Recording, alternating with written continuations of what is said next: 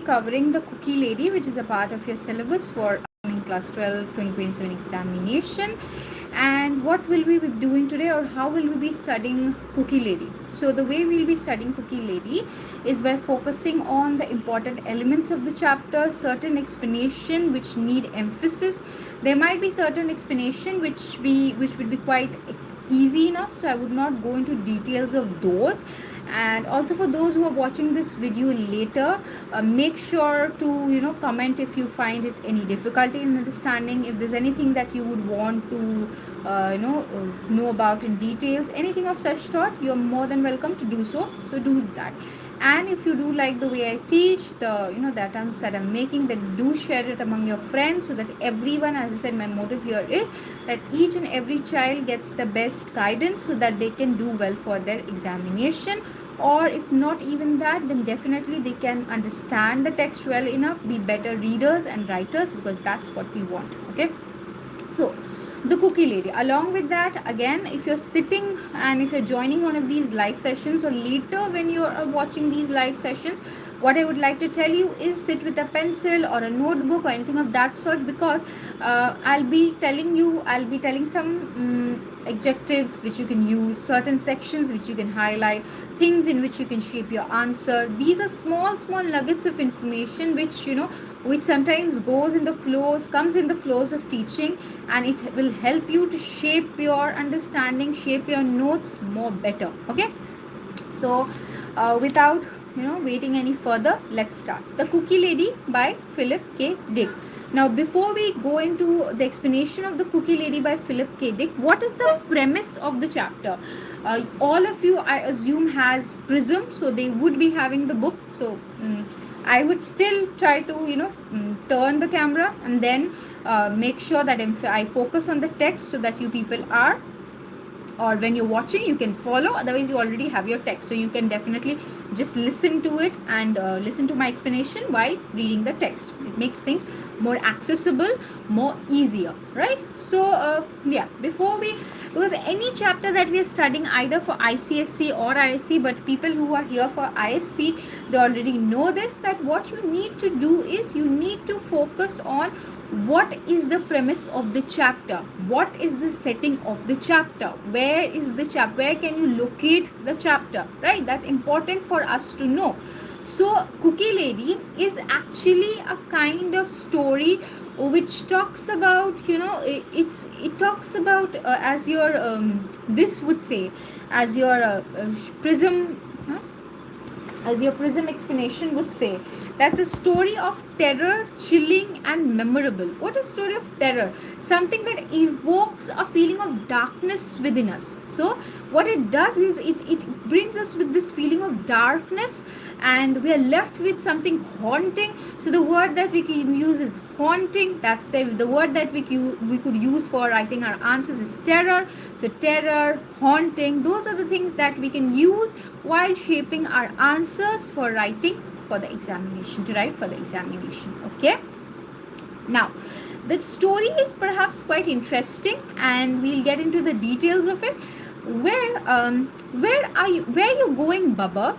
Ernie Mills shouted from across the street, fixing papers for his route. So where you going, Bubba? So Ernie Miller, perhaps a paper boy, is asking Bubba, that Bubba is a boy, Bubba, where you going? Shouted Ernie Miller from across the street, fixing papers for his route. The papers that he's going to fling, he's going to throw while he is going to deliver the papers. Okay, no place, Bubba surly said. No place. So Bubba is being reserved at this point. Again, each character, each response is supposed to be it's supposed to be investigated, it's supposed to be understood, as in, if this character is saying this, why is the character saying that?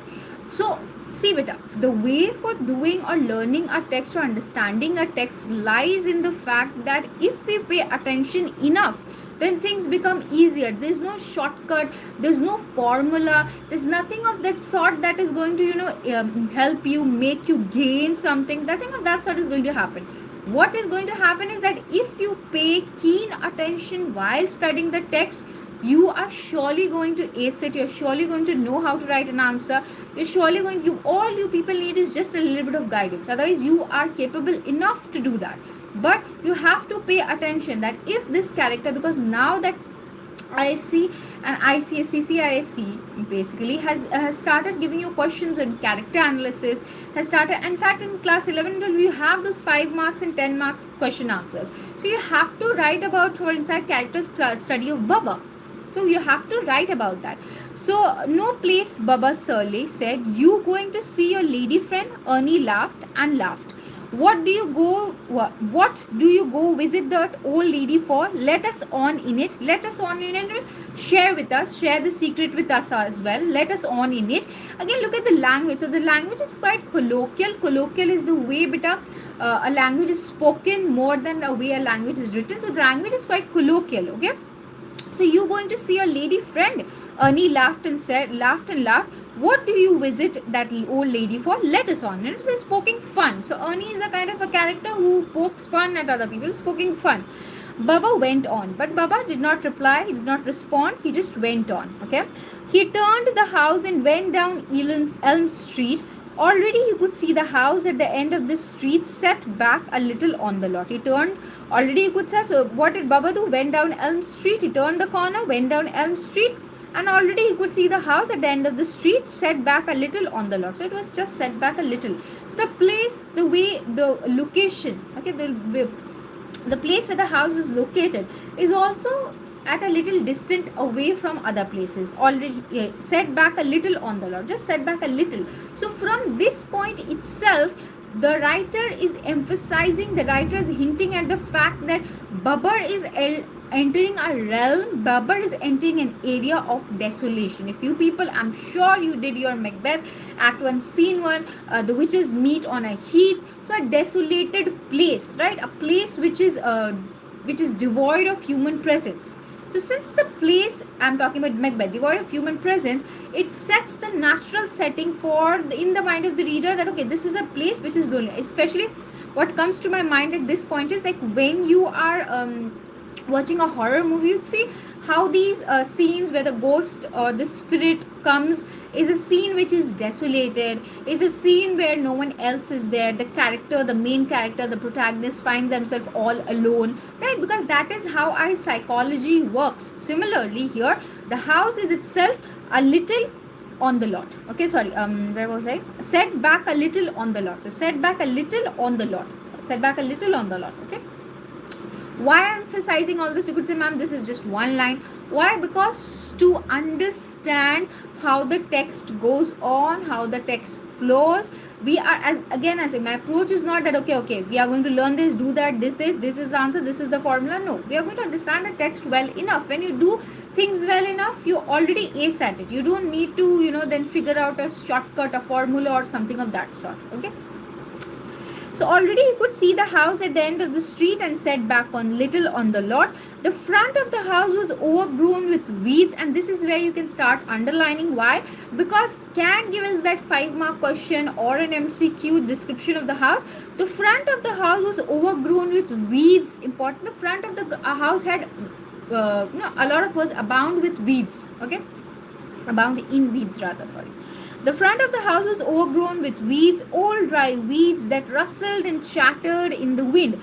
Again, one thing that comes to mind, weed also is symbolic. Why is weed symbolic? Because weeds are supposed to be unwanted plants. Weeds are not plants people would say that they would want to plant over. It's not something that people prefer. It supposedly grows at a place that is unwanted. It grows unwanted. No one plants a weed specifically until they're doing for some particular purpose. So here something that is unwanted, so old dry weeds, and the weeds are also not very healthy. The weeds are not really green weeds. No, they are not that. They are old dry weeds. Okay, with weeds, old dry weeds, it rustled and chattered in the wind. The house itself was a little grey box, shabby and unpainted. So the house was, again, the description of the house, so description of the front yard, it's full of weeds, which means, and when does also another thing that comes to mind, when does weeds, when do you find weeds growing in a garden, in a front yard? When it is an unkept garden, when in a garden which has not been maintained properly, when it is a garden which has not been looked after properly. So in this setting, the house, the front yard of the house was overgrown with weeds, what does this tells us about the place? That it is a place which is not, it is not a place which is thriving with life. It's a place which is actually devoid of life, right? That's there. So the front of the house was overgrown with weeds, old dry weeds that rustled and chattered in the wind. And it is through these descriptions that the writer is doing what?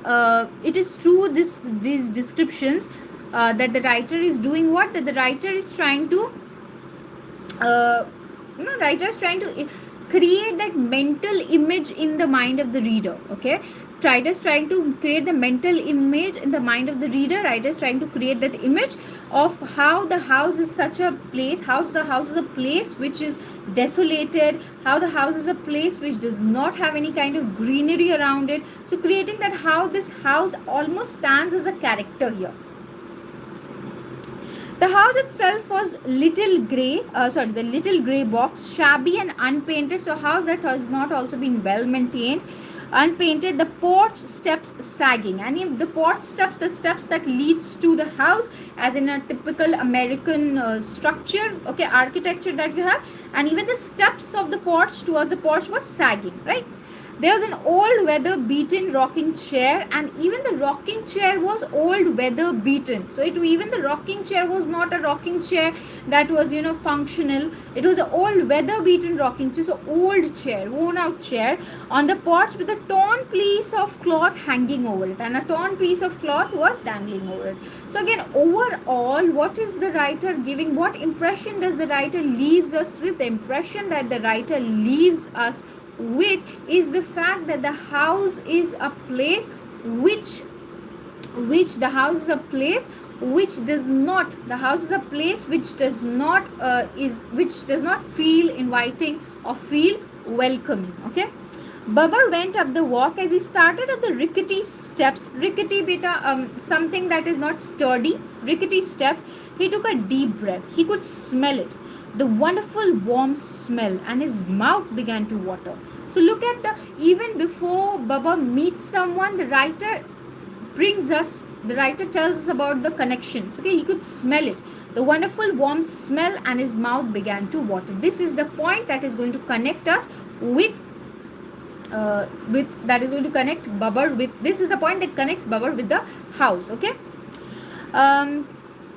his heart thudding with anticipation, Babar turned the handle of the bell. Okay, the bell grated rustily. Again, even the bell is grating rustily. So everything about this house shows what? Everything about this house shows that it is kept, that it's almost dilapidated. It is dilapidated, not almost dilapidated, but it is in a dilapidated state. It is in a ruined state. Nothing is flourishing, nothing is thriving here. And in this kind of setting, what do we see? What could we observe? We observe that how Babar, being a young bundle of energy, someone who's new, someone who's fresh, is going in such a place, is going inside such a place. Okay, Mrs. Drew opened the door. The bell grated rustily on the other side of the door. There was silence for a time, then the sound of someone stirring. So there was silence, and then someone stirred. Mrs. Drew opened the door. She was old, very old, a dried up old lady. Now what comes to the mind? Before we saw how the weeds were old dry weeds, right? The weeds were old dry weeds. And now what do we have here? We have the lady, old dried up lady. Everything that has almost been sponged out of life, everything that has been sponged out of life, that is what it is being said here. It's being conveyed here. She was an old, very old, a little old dried up lady. Like the weeds that grew along the front of the house. Right? She was just like that, the similar to the weeds, right? And she's old, very old, dried up lady. You can mark that. That could be your again explanation. That's there. She smiled down at Baba, holding the door wide for him to come in. So she smiled down at Baba and holding the door. So she's welcoming towards Baba. Okay. You're just in time, she said. Come on inside, Bernard. You're just in time. They're now ready. Come on inside, Bernard. So now we know that Babar's name was not exactly Babar. Babar's name was Bernard. So come inside, Bernard. You're just in time. They're just ready. They're just now ready. They're just now. I've prepared them. Okay. Babar went to the kitchen door and looked in. He could see them resting on a big blue plate on the top of the stove. Cookies, a plate of, you can underline that will be important. Cookies, a plate of warm fresh cookies right out of the oven, cookies with nuts and raisins in them. So again, what does this reveal to us? This reveals to us about the Babar's mental state. For him, as I said, before he could enter, he says he could smell, the writer says he could smell it, the wonderful warm smell, and his mouth began to water. So this is the connection, this is the point which makes him come to this house. And look at his desire, look at his desire, because cookies, a plate of warm fresh cookies, for him cookies, plate of warm fresh cookies right out of the oven, cookies with nuts and raisins, this is the appeal. And why is the writer writing? Because this is the appeal that the cookies hold for Baba. How do they look? Mrs. Drew said. She rustled past him. Again, look at the word that the writer is using. Rustled. Philip K.Dick is using rustled. So why rustle? Just like the weeds rustle. What is the meaning of rustle? Rustle means a light movement, a light brush. That's rustled. So why? Again, so somehow gently the writer is trying to do what? Is trying to show to us that how this lady is almost like an old weed, doesn't have much energy, has that is old dried up weed. Okay, she rustled past him into the kitchen. And maybe some cold milk too. Okay, she says to him, you like cold milk with them? She got the milk pitcher from the window box on the back porch. Then she poured a glass of milk for him and set some of the cookies on a small plate. Let's go into the living room. And she invites him in the living room. Okay, Babar nodded. Mrs. Drew carried the milk and the cookies in and set them on the arm of the couch. Then she sat down in her own chair, watching Babar plop himself. When is plop? When you almost drop yourself down on the seat. Plop himself down by the plate and begin to help himself eat. He began to help himself eat. He began to eat. Okay. Babar ate greedily as usual, intent on the cookies, silent except for the chewing sound. So all of this reveals to us Babar's desire, Babar's longing for cookie. Babar is a foodie. He loves cookies, and that is why he comes to this desolated place where he is given a plate of warm cookies. Okay. Mrs. Drew waited patiently until the boy had finished, and his already ample side means excessive sides bulged that much more, and his already ample sides became swollen, is in the sense bulged, because he has eaten a lot of cookies. When Baba was done with his plate, he glanced toward the kitchen and the rest of the cookies on the stove. Wouldn't you like to wait until later for the rest? Mrs. Drew said. Won't you like to wait a little bit? Okay. All right, Baba agreed. How were they? Fine. That's good. She leaned back in her chair. Well, what did you do in school today? How did it go? She's asking, what did you do? How did you do? She's getting to know him. Okay. Changing certain words, getting to know him, getting to know his whereabouts. Okay. All right. The little old lady watched the boy look restlessly around the room. Bernard, she said presently, won't you stay and talk to me for a while? So what, this is the point when we go deeper into character analysis of Bernard or character analysis of Baba. So what can we see, what kind of character sketch can we draw of Baba or Bernard? The character sketch that we can draw of Baba or Bernard is that Baba being a young, energetic child who is a foodie, who loves food. It is his love for cookie, warm cookie, that draws him to the house of Mrs. Drew. And once he has eaten his cookie, once he has had his fill of cookie, what does he do? He glances, being childlike, obviously being childlike, he glances at the plate that's kept there on the stove. But then Mrs. Drew obviously invites him in for conversation, and the little old lady watched the boy look restlessly around the room. Bernard, she said, won't you stay and talk to me for a while? Although he accepts that, all right, well, what did you do in school today, how did it go, he says all right, okay. But after answering that to her, he's looking around restlessly because he is there for cookies. So he's looking out why does he look out restlessly? Because that reveals to us how he's solely there for cookies, okay. And being a child, obviously he's not there for conversation, he's not there for in-depth profound conversation, he's there for cookies. Bernard, she said presently, won't you stay and talk to me for a while? He has had some books on his lap, some school books, okay. So she's asking, won't you stay? And on the other hand, we have a lady who's almost asking him to stay, almost no, who's asking him to stay, who's trying to engage him in a conversation, okay. Why don't you read to me from your books? You know, I don't see too well anymore, and it's a comfort for me to be read to. So why don't you read?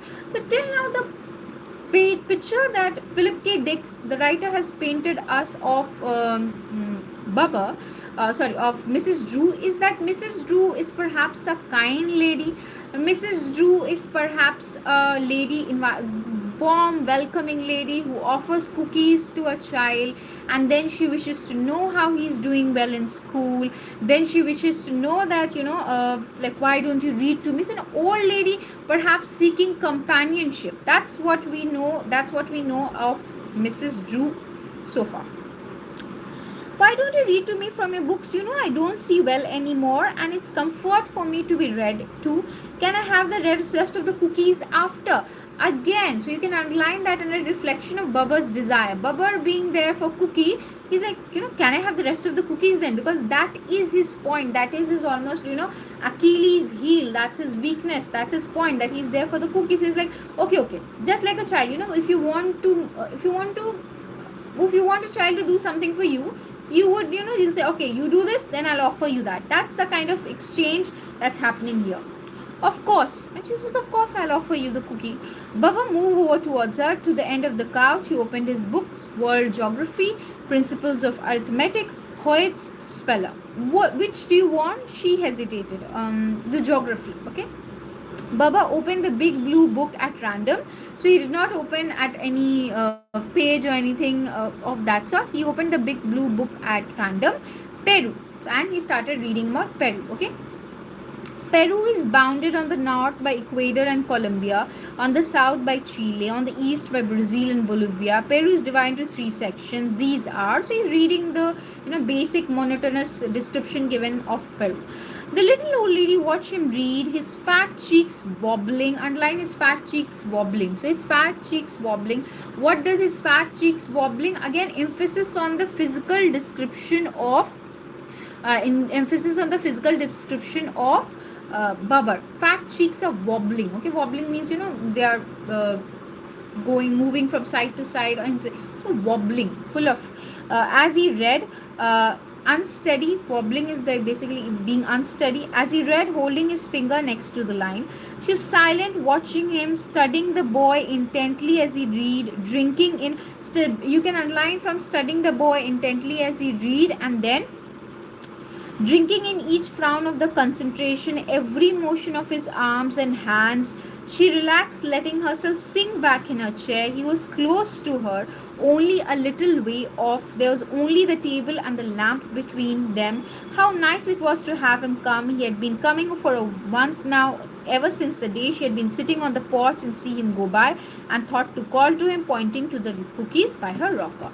So this actually informs us how this exchange between Babar and the cookie lady, or Babar and Mrs. Drew, began, and also the description, the way she's almost watching Babar is a reflection of her character. So another aspect of her character is revealed. By now what we saw is that Babar, that Mrs. Lady, the character sketch of Mrs. Lady, the way the writer described Mrs. Drew, was that Mrs. Drew was a figure, a warm, welcoming old lady offering cookies, getting to know the child. But now an additional layer is added. What is that additional layer? She's watching that child intently as he's reading, drinking each frown of concentration, every motion of his arms and hands. She relaxed, and once she sees this, she relaxed, letting herself sink back in the chair. And so it's almost like she is getting fixated on this boy, right? Earlier it was just cookies, and but now that he's reading, she's watching him intently. She's focusing on him. Mm, hmm. Why had she done it? She did not know. So she herself didn't had an idea that why did she call her to Babar? Why did she point to the cookies? She had been all alone so long that she found herself saying strange things and doing saying strange things and doing strange things. She saw so few people. Only when she went down to the store, the mailman came in with a pension check or the garbage man. So you can put this within bracket and you can write isolated figure. So she's an isolated figure. Why is she an isolated figure?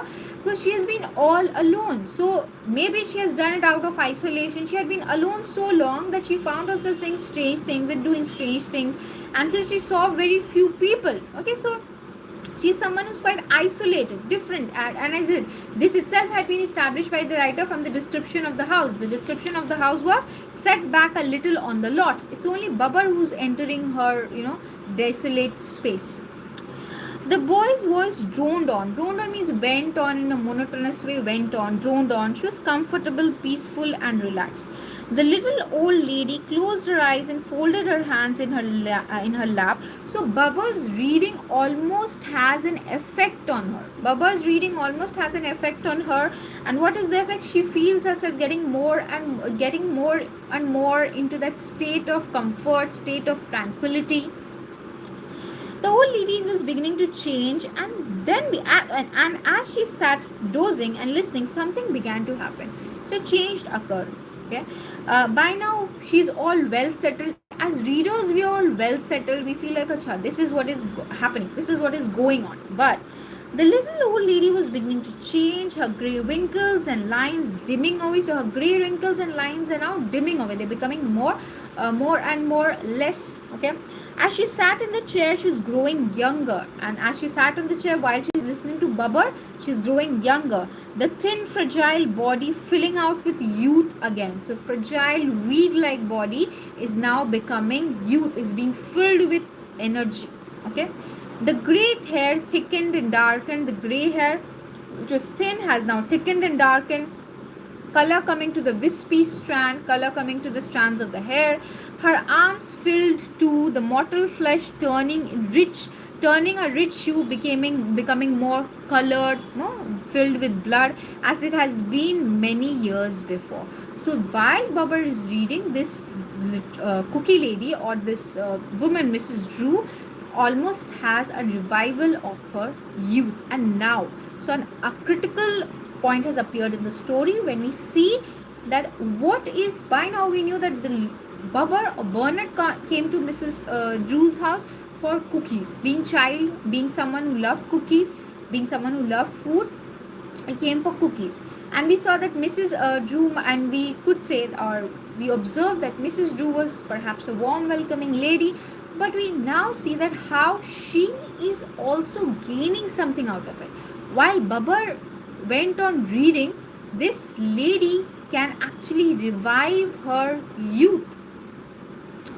Mrs. Drew breathed deeply, not opening her eyes. She could feel something happening, but she did not know just what. Something was going on. So this lady who had been a figure of isolation, this lady who was almost shriveled and come to that point where she has been shrunken, shriveled like weeds, is now slowly coming back to who she was. She's attaining her youth, or perhaps rather than attaining, she's restoring her youth. But she did not know just what. Something was going on. She could feel it, and it was good. But what was it? She did not exactly know. It had happened before, almost every time the boy came and sat by, especially of late since she had moved her chair nearer to the couch. She took a deep breath. How good it felt. You can underline that. How good it felt. The warm fullness, a breath of warmth inside a cold body for the first time in years. So that sense of energy, that sense of, life force that she gets from Baba, that's what is essential for her. In her chair, the little old lady had become a dark-haired matron of perhaps 30, woman with full cheeks and plump arm and legs. So all of her, it's almost like all of her body is being filled up. Her lips were red again, her neck even a little too fleshy as it had been in long forgotten past. So she is becoming younger. Suddenly the reading stopped. Baba put down his book and stood up. I have to go, he said. Can I take the rest of the cookies with me? She blinked, rousing herself, getting up. The boy was in the kitchen, filling his pockets with cookies. She nodded, dazed. Dazed is almost hypnotized. She's almost hypnotized because she's still under the spell of returning back to her youth. And that had come to an abrupt ending because Baba is like, I have to go. Still under the spell, the boy took the last cookies. He went across the living room to the door. Mrs. Drew stood up. All at once, the warmth left her. She felt tired, and very dry. So, again, she's coming back to that stage when she's that old lady again, when she does not have much energy, when she is deprived of all of her energy. She caught her breath, breathing quickly. She looked down at her hands, wrinkled and thin, and she sees that how her hands had returned back to being wrinkled and thin. Oh, she murmured. Tears blurred her eyes. So her eyes are blurred with tears. She's getting emotional. It was gone again as soon as he moved away. She tottered. What tottered is to walk unsteadily to the mirror above the mantel and looked at herself. Old faded eyes stared back, eyes deep set in withered face. You can line withered face. Again, one of the keyword that you can use for describing Cookie Lady. Gone, all gone as soon as the boy had left her side. I'll see you later, Baba said. So Baba said to her that okay, I'm going to see you later. Now, in the next session, next part of the live, we are going to cover the rest of the chapter, a little more of the chapter.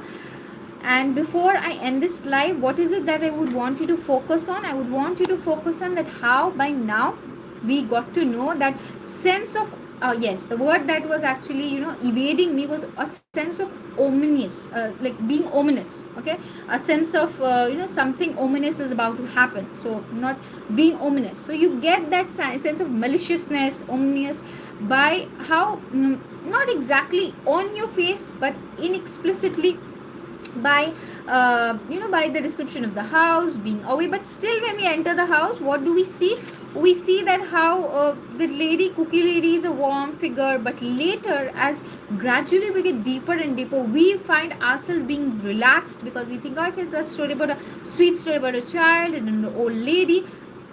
What Philip K.Dick does is he flips it, and what he does is he actually shows us that how this lady is also trying to gain something out of Baba. Perhaps, and another word that comes to mind is sinister. Perhaps more sinister, with more sinister intention, while the boy Bernard Baba is innocent, is childlike, is naive. Okay, he's naive, he's gullible. He's a small boy, young boy who just came there for cookies, right? This lady, on the other hand, is more sinister because something obviously is happening, because while he's reading, she is almost reviving her youth, and that's what has been happening. And all we know is that everything around this lady is wrinkled, withered, dry, sunken up, shriveled. Okay, all of that is there, and in this life that she has, what we can see is that Babur is a change. Babur is a change because Babur is full of life. Babur is also plumpy little kid, Allah, who loves munching cookies. So he's full of life, full of energy, and this full of ball of life and ball of energy enters into this face of this woman who's all dried up. That's what you've covered so far. But why is this important? Because this automatically shapes our understanding of the chapter when we are later writing our answers. Because what ISC wants from us is that we've understood the text well enough, and our interpretations are presented in a way, our whatever we interpret of the character, it's presented in a way which makes sense to the person writing. If you're using good vocabulary, writing proper sentences, and you're writing straight to the point, you definitely are going to get the marks that you want to get. There's no one stopping you. Okay, but to do that, you have to make sure that you understand all of these things and try to assimilate it in your answer. I know I've done till page 145, so later on when you're watching the live, please do, watching this replay of the live, or please do sit with your book, read it till here, And if you do like the explanation, please do comment whatever you feel about the explanation and share it with your friends if you feel it's worthy enough and it's to be shared, because it is going to help the people. And any suggestion out there, okay, because I think one of the kids has said that, ma'am, I wanted you to explain the cookie lady. I don't exactly remember who, but so here I am putting up that video. So yeah, and once if it's all fine, then I'll have another live soon. We'll cover the rest of the chapter. See you. Have a great weekend. Happy weekend. Study well. Just a few months left for examination, so study well enough. Keep at it, and I'm sure you're going to soar high. Just like Julius Caesar, maybe Julius is not a good example, but you're going to soar high. Okay, take care. Bye bye. See you in the next life.